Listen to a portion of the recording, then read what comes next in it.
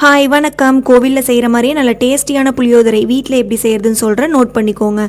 Pan heat பண்ணிவிட்டு 50 நல்லெண்ணெய், 1/2 table spoon கடுகு, 1 டேபிள் ஸ்பூன் கடலைப்பருப்பு, 1 டேபிள் ஸ்பூன் உளுத்தம்பருப்பு, 1/4 டேபிள் ஸ்பூன் பெருங்காய பவுடர், 1/2 கப் கடலை, 5லேருந்து 6 வரமிளகாவை குட்டி குட்டியாக நறுக்கி போட்டுக்கோங்க. 2-3 கொத்து கருவேப்பிலை போட்டுட்டு கொஞ்சமாக மஞ்சள் தூள் போட்டு நல்லா வதக்கிக்கோங்க. ஒரு பெரிய லெமன் சைஸ் புளியை நல்லா கரைச்சி எடுத்துகிட்டு அதையுமே ஆட் பண்ணிக்கிறேன். இந்த பவுட்ரு தாங்க ரொம்ப முக்கியமான பவுடர். இது எப்படி செய்கிறதுன்னு நான் ஏற்கனவே ஒரு வீடியோ போட்டிருக்கேன், அதை கீழே டேக் பண்ணுறேன், செக் பண்ணி பாருங்கள். அதையுமே ஆட் பண்ணிவிட்டு தேவையான உப்பு போட்டு நல்லா மிக்ஸ் பண்ணிக்கோங்க. ரொம்ப கெட்டியாக இருந்ததுன்னா தண்ணி ஆட் பண்ணி மிக்ஸ் பண்ணிக்கோங்க. தண்ணி ஆட் பண்ணி நல்லா தளன்னு கொதிக்கும் போது தான் புளியோட பச்சை வாசம் போய் நல்லா கிரேவியாக வரும்.